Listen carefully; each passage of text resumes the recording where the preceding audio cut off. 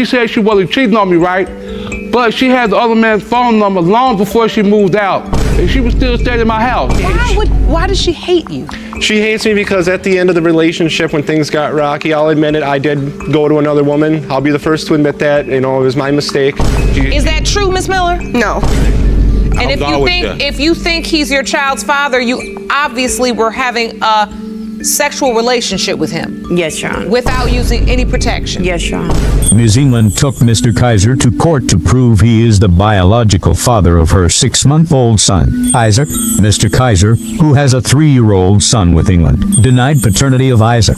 He claimed that during a 3-month separation, England had a relationship with another man and that this man is Isaac's father. Mr. Kaiser, the whole time she was pregnant and you accepted her back, you're thinking the whole time and she's pregnant by another man, or were you thinking this could potentially be my child as well? I didn't think it was my child, Your Honor. Your Honor. I didn't think it was my child. I always thought it was the other man's child. I can't take care of another man's baby, Your Honor, especially the man she was cheating on me with. I was not cheating. I never wanted. She said, Your Honor, she said she wasn't cheating on me, right? But she had the other man's phone number long before she moved out. And she was still staying in my house. How is it his house and I'm working 12 hours a day to take care of the bills for that house? I paid the I was rent. working the graveyard shift. He was supposed to be home taking care of the kids. I interacted with the kids all the time. Mr. Kaiser, if baby Isaac is not your biological child, can you still work on the relationship, or is it over? No, Your Honor, it's over, Your Honor. It's over. Like DNA test results revealed, These results were prepared by DNA Diagnostics in the case of England versus Kaiser. When it comes to 6-month-old Isaac England, it has been determined by this court. Mr. Kaiser, you are not the father. Are you sure? I'm sorry, Mr. Kaiser. You sure? Are you I'm sure? so sorry. England was devastated and pleaded with Mr. Kaiser to remain in the child's life as a father figure, revealing that the biological father and his family want no involvement. Despite his love for England and their long history, including 6 years together and overcoming homelessness, Mr. Kaiser stated the relationship was over for him. This emotionally charged case involves Mr. Fred Brooks and his ex-girlfriend, Ms. Gooley, concerning the paternity of her 18-year-old son, Demarion MC Donald Dockmer. Brooks was adamant that he was Demarion's biological father. He described a powerful, visceral connection from the moment of birth, recounting how he was present in the delivery room and was the only one who could calm the newborn by speaking to him. Mr. Brooks, why do you believe Mr. McDonald is your son? The day he was born, I took her to the hospital. I drove her to the hospital. I was there. I watched him cut her open. I watched him pull my baby out. I watched him cry. They couldn't get him quiet. I told the doctors and the nurse, give me my baby. And I said, E-man, this daddy. I'm here, baby. And he shot up. And at that run, I knew he was my son from day one. Gooley admitted she had cheated on Mr. Brooks during their 10-year relationship, and that another man could be the father. There was another man that was always at your house. Yes, Your Honor. You believe that man is your son's biological father? Yes, Your Honor. When I found out. What was the nature of your relationship with that man? Tell the truth. He was just a friend, really. I mean, someone that was there for me when Mr. Brooks wasn't. And if you think he's your child's father, you obviously were having a sexual relationship with him. Yes, Your Honor. Without using any protection. Yes, Your Honor. You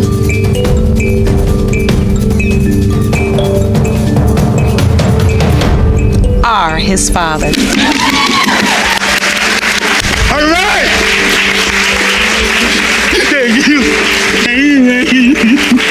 The courtroom erupted in relief and joy. Mr. Brooks was overcome with emotion, declaring Demarion was his only blood. Even Ms. Gooley's demeanor softened, and she stated she was happy for both her son and for Mr. Brooks, referring to him as her friend. The judge celebrated the outcome, noting it was a chance for the family to use their painful past to refine and build a new, positive future together. Ms. Miller is in court to prove that her ex-boyfriend, Scotty Rasmussen, is not the biological father of her 3-year-old daughter, Zaylee. She claims that at the time of conception in March 2011, Mr. Rasmussen was in Las Vegas, and she was involved with another man. She states that as Zaylee grew older, she began to see a resemblance to this other man, not Mr. Rasmussen. Rasmussen vehemently insists he is the father. Mr. Rasmussen, why is Ms. Miller saying you're not Zaylee's father? Your Honor, I believe it's just out of pure hatred. She just doesn't want me to have visitation. But I drive 160 miles every other weekend just to pick up my daughter and drop her off. That's about 10,000 miles. That's wear and tear on my car. She doesn't have a driver's license. She doesn't have any way to bring her to me. She doesn't have any way to meet me halfway. You say she hates you? She hates. Why does she hate you? She hates me because at the end of the relationship, when things got rocky, I'll admit it, I did go to another woman. I'll be the first to admit that. You know, it was my mistake. Is that true, Ms. Miller? No. It's not? No. Tell me what you believe to be true in this situation. Yes, I was very mad at him for being a cheater. He cheated on me through pretty much our whole relationship. No, I do not hate him because of that. I lost my respect for him, yes. He says this is about visitation, too. He loves his daughter, but you don't want him to have the visitation. Is that true? Yes, Your Honor. Mr. Rasmussen recounts a detailed story of rushing to the hospital for Zaylee's birth. I was at my job as a cashier. I got a phone call and I answered it. They said she was going into labor. I said, okay. I hung up the phone. I quickly finished up as fast as I could with that particular customer. I turned off my checkout light, told the next customer in line that something came up. I either had to go to another line. I went up to my manager, my immediate supervisor, said, hey, I gotta go. My girlfriend's in labor. I went home, quickly changed my clothes, and I drove about 45 miles through a winded, wooded road in Wisconsin in December, mind you, so it was about a foot of snow on the ground. I made it to that hospital in less than 35 minutes. I beat her to the hospital, and I was there from the moment she got there to the moment she was discharged. I called my boss at work and said, hey, I gotta take some days off. I don't care if you fire me or whatever, but I gotta stay here. My daughter's being born. Which Ms. Miller disputes, claiming he was disengaged. A DNA test is administered. It has been determined by this court. Mr. Rasmussen, you are not the father. Miss Miller. Be respectful. Sorry. Miss Miller. I'm sorry. Mr. Rasmussen, I am so sorry. I know this hurts you. Thank you, Your Honor. I don't know what I'm gonna do. She's my whole world. Everything I do is for her. She was the reason I went to work every day. The judge emphasizes that while Mr. Rasmussen is not the biological father, the unidentified biological father now has a legal and financial obligation to his child. The case concludes with the court urging Ms. Miller to find the real father so her daughter can know her true identity. This case involves Ms. Lockridge and Mr. Wallace Tidwell concerning the paternity of her 10-month-old son, King Tidwell. Lockridge claimed she had an on and off casual sexual relationship with Mr. Tidwell for 6 years and that he was the only possible father of her son. We were on and off for 6 years. We were together for, my understanding, how he led me to believe I was single, or I was with him in a committed relationship for at least a year. And then I was my side, my personal opinion, we were together for a year. We've been messing around. Okay, well, anyways, we've been messing around for 6 years. I did leave for a 2-year period because I had to get my life back on track. You had another kid. Anyways, who could be yours? That's not next. mine. Anyways, we were sleeping. It was casual sex. She stated he had no relationship with King, provided no financial support. Ms. Lockridge, tell me about Mr. Tidwell's relationship with your son. Your Honor, Mr. Tidwell does not have a relationship with my son. The only time he's actually seen my son is when I've made it a convenience for him and brought him to him. That means traveling 4 hours on bus, driving 2 hours on the car to drive to him. He hasn't helped with diapers. He barely helped with any clothes, and it hurts. DNA results reveal. Mr. Tidwell, you are not his father. Oh, Ron, get her. Babe, it's okay. We're all here. We're all here. I'm here with you. I'm not gonna leave you. Okay?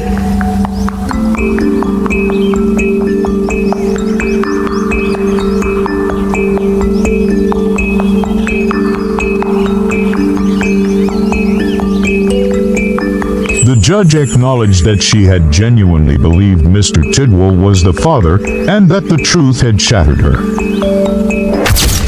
This case involves Ms. Robinson and Mr. Parker. Mr. Parker had put their wedding on hold because he was certain he was not the father's. Robinson hid her pregnancy from Mr. Parker and did not inform him of Trilla's existence until the child was 5 months old during her pregnancy. So, Mr. Parker, today's results pretty much determine everything. Yes, Your Honor, it does. Explain. Tanala really means the world to me. She's my everything. She's the reason why I get up every morning to go work and go do something in my life. I also love Miss Robinson as well, but I refuse to continue this relationship if they're just lies. Say he didn't know this. No, ma'am. I do know. Yes, I do. You cheated on me. I sat there and saw you with another guy holding hands at a park. Okay, but when you see me, why didn't you say nothing to me then? Because why did you cheat? When she was Why 5 did you months cheat? and I came to you and I told you that she might be yours, you could have got the DNA test then, but you want to wait until almost 2 years to get a DNA test. I mean, I feel like, where were you at during those other 5 months? You ain't tell me that you postponed our wedding. I mean, you should know that though. Hold on. Let me get caught up. Mr. Parker, you already suspected she was cheating. Yes, Your Honor. Tell me what happened. Well, we had met October of 2012. It was a great time. We loved each other, watching Netflix. You know, we was doing everything together. You know, we chilled, you know, do what we do best, you know. But then, you know, she started to be more distant herself and, you know, the calls started not coming in. She didn't start showing up. Towards you. Yes, you were. I was spending multiple times with you. Someone else. She started not coming, you know, home a lot. And things started changing everything then. Your Honor, we was not living together. I was living with my grandmother. We were spending nights together. You want to spend a night with me? Robinson admitted to lying and explained she was ashamed and nervous to tell Mr. Parker the truth about her infidelity and the paternity uncertainty. Why didn't you tell Mr. Parker? I don't understand. I was nervous, Your Honor. I was going through my pregnancy hormones, and I was just distraught. I was going through a lot. I was nervous. I didn't know how to go about coming to him with the bad news. What bad news? That I was sleeping around with someone else. Oh, that you were sleeping with someone else? Yes. And that still hurt me to the day. Did you tell the other guy that Mr. Parker could also be the father? No, Your Honor. Did you tell the other guy that he was the father? Yes, Your Honor. You did? Oh, you told the other guy from the park holding hands, you're the father. Yes, Your Honor. You told him that he was the father? Are you serious? I thought you told me I was the dad. I did. I have. So am I the father or not? I have my doubt. This is the thing I be talking about. She believed Mr. Parker was the father because she was intimate with him more frequently 80% of the time than with the other man 20% despite his doubts. So you said you knew the whole time that the child was Mr. Parker's even though you lied and said it was the other guy? Like, yes, sure. How can you be so certain if you were with both of them during the window of conception? I had sex with Mr. Parker more than I did the other guy. We had sexual relations probably once or twice a week. All it takes is more time. Right? That's all it takes. It's true. From each dude, though. You, Ms. Robinson, submitted a diagram to the court. Yes, Your Honor. That outlines what you believe is the ratio of certainty. Yes, Your Honor. Because you claim you were intimate with Mr. Parker 80% of the time. 80%. And only intimate with the mystery man 20% of the time. Yes, Your Honor. And that's why you're convinced that Mr. Parker is my baby father. Is your child's father. Yes, Your Honor. Now, you are well aware that it only takes one time. Yes, Your Honor. That it is not about quantity. Not even really about quality, unfortunately. It's about... DNA test results reveal Mr. Parker, you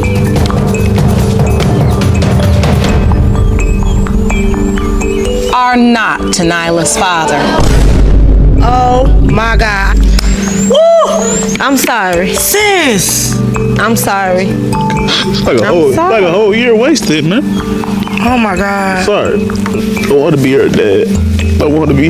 You can still be. I want to be so You can bad. still be her father. I know this news is devastating, but Tanyla is an innocent little girl, and you're her daddy. I feel like now I do want to still be a part of her life because I love that baby to death.